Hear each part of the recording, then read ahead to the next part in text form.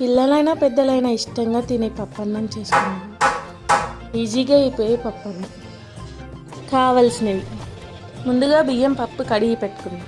Stove on చేసుకొని cooker గిన్నె పెట్టుకుందాం. నూనె పోసుకుందాం. నెయ్యి కూడా, జీలకర్ర ఆవాలు మిరియాలు వేసుకుందాం. పచ్చిమిర్చి, ఎల్లిపాయలు, ఎండుమిర్చి,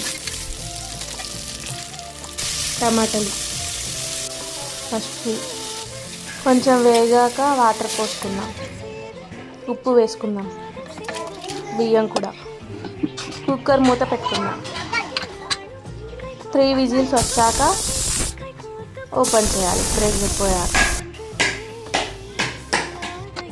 లాస్ట్లో కొత్తిమీర వేసుకుందాం. పప్పన్నం రెడీ. పిల్లలకి నెయ్యి వేసి పెడితే చాలా ఇష్టంగా తిన్నారు. Please do like and share. Subscribe చేసుకోండి.